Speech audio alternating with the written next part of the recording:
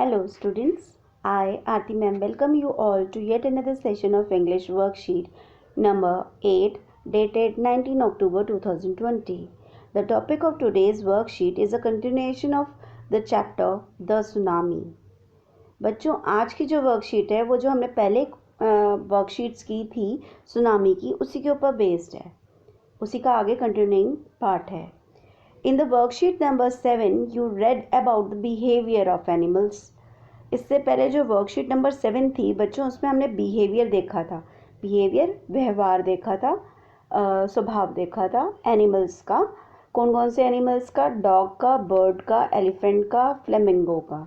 ठीक है, इन सब का हमने बिहेवियर देखा था और हमने देखा था कि एनिमल्स कितनी अमेजिंग थिंग्स कर सकते हैं. तो हमारा टास्क फर्स्ट जो है वो देखो क्या है. टास्क फर्स्ट है find out and right at least one amazing fact about each of the following creature. हमें इन जो बने हुए हैं ना ये बॉक्सेस में, आप देखते हो वेल बनी हुई है, एक एंट है, एक वो है कैट है. तो इनके बारे में कुछ हमें अमेजिंग सी चीज़ लिखनी है, कोई फैक्ट लिखना है. फैक्ट का मतलब होता है कोई सच्ची बात. ठीक है, जैसे हमें एक एग्जाम्पल दे रखा है कि हनी बी जो है उसका एग्जाम्पल दे रखा है कि उसके पास क्या सेंस होती है. A honey bee can remember familiar flowers. Honey bee जो है वो जो उसने फ्लावर्स देखे हैं फेमिलियर, जो पहले से उसको जो पहचानती है वो उसको रिमेंबर करती है, उसको अपनी मेमोरी में बिठा के रख लेती है. इसका मतलब हमें जितनी भी बातें करनी है, जो फैक्ट्स बताने हैं यहाँ पर, जैसा कि यहाँ लिखा है, वो सेंस के बारे में बताने हैं. सेंसेस के बारे में बताने हैं जो इन 3 के अंदर होती है. तो चलो हम लिखते हैं इनके बारे में और जानते हैं. अब वेल के बारे में हम ये जानते हैं इनकी जो हियरिंग पावर होती है वो बहुत अच्छी होती है और जो इनका इको लोकेशन का होता है, जब ये आवाज़ करती है ना तो वो दूर तक जाती है और वो सेंस करती है उससे ऑब्जेक्ट. तो हम लिखेंगे अ वेल हैज़ या have, a whale have excellent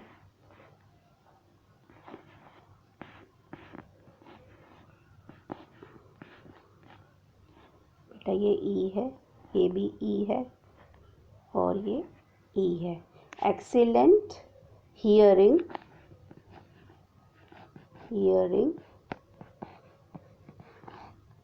and use echo, ECHO, echo, location,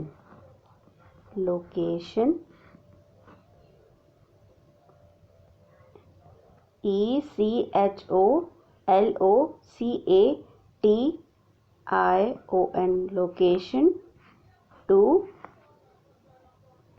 sense objects. ठीक है, ये लिखेंगे हम. वेल के पास क्या होता है बेटा? A whale have excellent hearing and use echolocation, ECHOLOCATION, echolocation to sense object. यानी जो वो आवाज़ निकालती है उससे वो इको दूर तक जाती है, उससे वो लोकेट करती है कि ऑब्जेक्ट कहाँ पर है. अब हम एंट के बारे में लिखेंगे बच्चों. एंट के बारे में है, एन एंट जो है has a special sensors. Special SPECAL, special sensors, SEN, ये ई है बच्चों, सेन SO. दोबारा से लिखती हूँ बेटा, मैं थोड़ा सा इससे थोड़ा सा मोटा कर लेती हूँ तो आपको अच्छे से नज़र आएगा बेटा. वेल हैज़, वेल का तो हो गया. An ant has special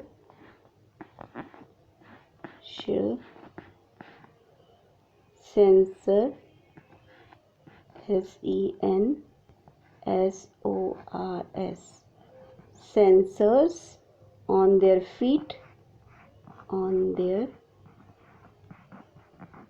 FEET,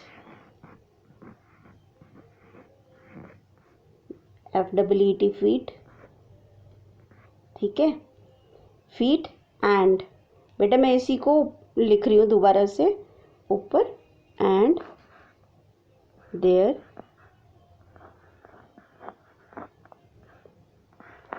feet and their antennas लिखना है,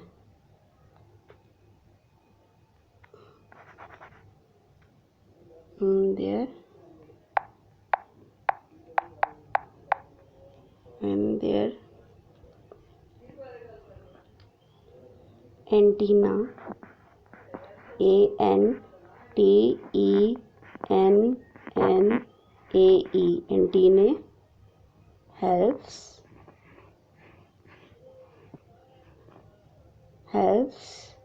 to interpret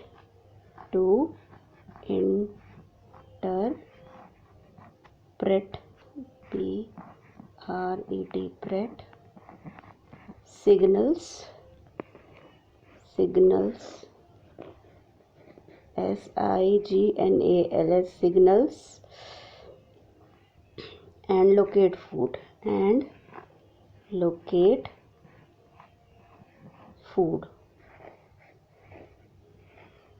अब हमने क्या पढ़ा एंट के बारे में? An ant has special sensors. उसके देखो ये जो आप देख रहे हो ये लेग्स है ना इसके अंदर, और जो ये एंटीना है ये वाला एंटीना होता है, ये एंटीनों में स्पेशल सेंसर्स लगे होते हैं।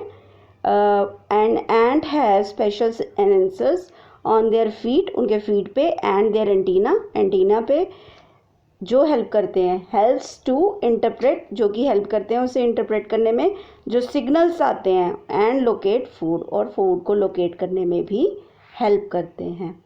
अब हमारे पास आती है कैट। कैट में क्या है? A cat is good eight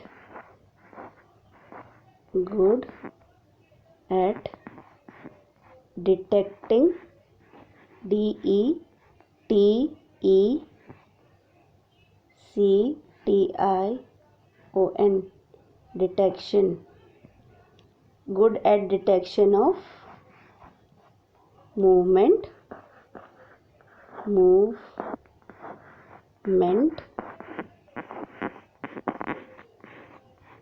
in low light, LIGHT, light, ठीक है। अब कैट का क्या देखो, कैट जो है वो डिटेक्ट कर लेती है, उसकी आंखें आपने देखी होगी ना, कैसे चमकती हुई आंखें होती हैं, वो अंधेरे में चमकती हैं, तो वो क्या करती हैं, वो मूवमेंट देख लेती हैं, लो लाइट में भी क्या है मूवमेंट वो भी देख लेती हैं। यानी cat is good at detection of movement in low light. तो ये तो आपकी हो गई प्रॉपर्टीज़, जो हमने फैक्ट्स लिखने थे इनके बारे में। अब हम आते हैं बी पार्ट पे बच्चों। बी पार्ट में हमारे को एक पैसेज दे रखा है, हमें वो पढ़ना है, और उसके ऊपर बेस्ड हमें फिलिंग द ब्लैंक्स जो हैं वो फिल करने हैं। तो चलो पहले हम ये पढ़ते हैं। Let us read the last part of this lesson and answer the question that follows. Page number 29 and 30 of Honeydew book, जो कि हमारी इंग्लिश की बुक है, पार्ट 3। अलॉन्ग इंडियाज कोडलाकोर coast here thousands of people perish, buffalo, goat and dogs were found unharmed. The Yala National Park in Sri Lanka is home to the variety of animals including elephants, leopards and 130 species of birds. अब species का मतलब भी variety ही होता है, समझ लो, बहुत सारी types की, बहुत सारी काइंड की। अच्छा, और इसके आगे एक और चीज़ आया था, पैरिश का मतलब होता है जो ख़त्म हो जाता है, नष्ट हो जाता है, लेकिन एक बहुत ज़्यादा ड्रास्टिक वे में ख़त्म होता है, मतलब बहुत ज़्यादा वॉलेंट तरीके से ख़त्म होता है, तो उसको कहते हैं पैरिश। फिर इसका क्या मतलब निकला इन लाइंस का कि एक जो कुडला कोर का कोस्ट है इंडिया का, वहाँ पे थाउजेंड्स, बहुत सारे हज़ारों लोग जो थे वो मर गए, और बफेलोज, गोट्स और जो डॉग थे वो जो थे अनहार्म रह गए। अनहार्म मतलब उनको कुछ भी नहीं हुआ। तो येला नेशनल पार्क जो है, जो श्रीलंका का है, वो होम है। वो किसका होम है? वैरायटी ऑफ एलिफेंट्स का, लेपर्ड्स का और 130 स्पीसीज ऑफ बर्ड्स का। 60 visitors were washed away from the, अब वो कहते हैं 60 विजिटर्स मतलब 60 विजिटर थे जो कि वॉश अवे हो गए थे। कहाँ से? पटनांगला बीच इनसाइड द पार्क। उसके अंदर, पार्क के अंदर एक बीच था जिसका नाम था पटनांगला। वहाँ से 60 लोग जो थे वो बह गए, ऐसे फ्लड आया, और ये आया जैसे ये दिख रहा है आपको, और इनको बहा के ले गया पानी, जो बहुत बड़ी वेव्स आ रही थी। But no animal carcass was found. Carcass का मतलब क्या होता है? कार्कस का मतलब होता है कंगाल जो होता है ना, मतलब जब एनिमल्स मर जाते हैं तो जो ह्यूमंस की डेड बॉडी होती है उसको तो हम कहते हैं डेड बॉडी, कॉर्प्स, और जो एनिमल्स का डेड बॉडी होती है उसको हम कहते हैं कार्कस। ठीक है, ये अपने उसमें भी लिख लेना डिफ़िकल्ट वर्ड्स में। Were found except for 2 water buffaloes. सारे के सारे एनिमल्स जो थे वो सही थे, लेकिन सिर्फ 2 बफेलोज मरी थी, उनके अलावा कुछ नहीं हुआ था किसी को भी। About an hour before the tsunami hit, people at Yalla National Park has observed 3 elephants running away from the Pantnangla beach. अब क्या हुआ? 1 घंटे पहले जब सुनामी आने वाली थी तो याला नेशनल पार्क में ये सब लोगों ने देखा, ऑब्जर्व किया कि 3 एलिफेंट जो हैं वो भाग रहे हैं। वहाँ जो बीच है ना, पटलांगला वाला बीच, उससे अपोजिट डायरेक्शन में भाग रहे हैं। A Sri Lankan gentleman who lives on the coastal area near गेले के नज़दीक जो एक श्रीलंकन सिटीजन रहता था, उसके पास 2 डॉग्स थे। said his 2 dogs would not go on the daily run on the beach. वो जो उसके 2 डॉग्स थे उन्होंने मना कर दिया कि हम नहीं, जो रोज़ वो घुमाने ले जाता था ना बाहर, उनको वहाँ जाने से मना कर दिया थे। They are usually excited to go outside. वो बताते हैं, जो श्रीलंकन मैन था उसने बताया कि वो जो डॉग्स होते हैं उनको बहुत एक्साइटमेंट होती है बाहर जाने की, लेकिन इस बार उन्होंने मना कर दिया। He said but on that day they refuses to go. तो उन्होंने मना कर दिया, कुत्तों ने मना कर दिया जाने से, जो डॉग्स थे वहाँ पे। अब and most probable saved his life, और उसी वजह से उस व्यक्ति की, उस आदमी की, उस मैन की जान भी बच गई। अब हम करेंगे क्वेश्चन आंसर्स बच्चों, ये फिलिंग द ब्लैंक्स। क्वेश्चन 1 है, dash park is being discussed in above passage. कौन सा पार्क है?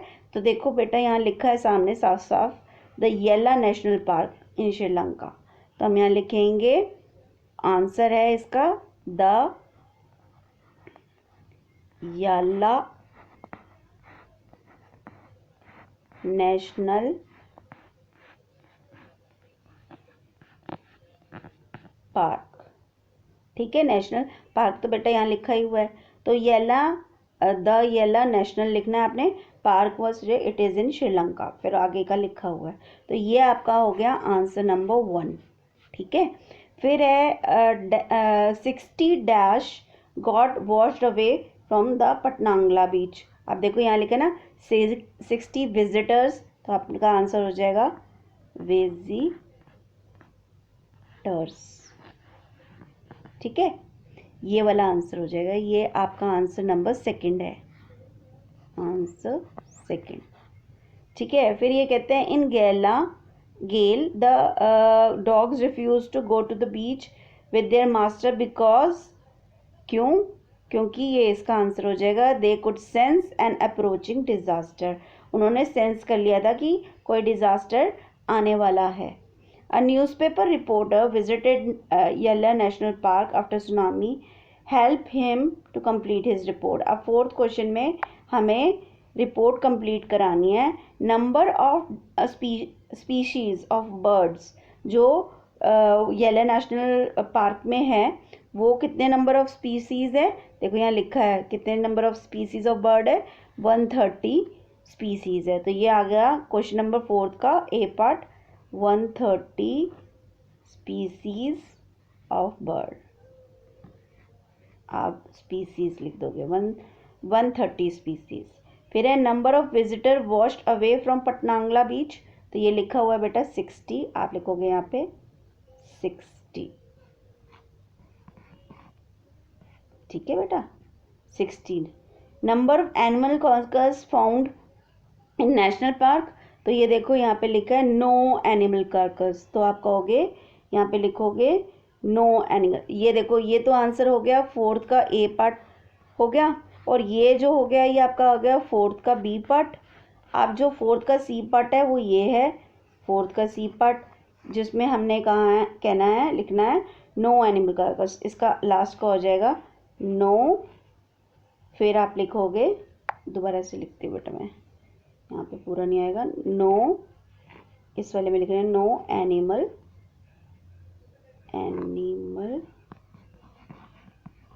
Carcass found. फिर यहाँ पे लिखोगे कार्कस, यहाँ से स्पेलिंग देख के लिख देना, गलत मत लिखना, CARCASSES, ठीक है, कार्कस, ठीक है। तो बेटा ये आपकी कंक्लूड हो गई आज की वर्कशीट, और इसके साथ आपका सुनामी का चैप्टर भी कंप्लीट हो जाता है अकॉर्डिंग टू द वर्कशीट भी। तो हमने आज बहुत अच्छे से पढ़ा कि फन फैक्ट्स भी जाने, देखो हमने इनके बारे में फन फैक्ट्स जाने, एनिमल्स के बारे में, वेल के बारे में, एंड के, और क्रिकेट के बारे कैट के बारे में, और उसके बाद हमने वो सुनामी में द नेशनल येला पार्क में क्या हुआ, द येला नेशनल पार्क में श्रीलंका में क्या हुआ वो हमने जाना। और रिपोर्ट के लिए हमें नंबर ऑफ वो भी पता चल गया कि कितना लिखना है। आप 130 को ऐसे भी लिख सकते हो, 130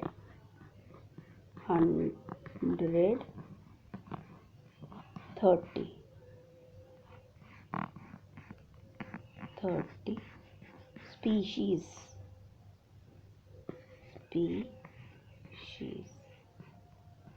ठीक है बेटा। आप वैसे भी लिख सकते हो, ऐसे भी लिख सकते हो, ऐसे लिखोगे तो ज़्यादा बेटर है इसका आंसर में, ठीक है। Okay, we have concluded the worksheet, और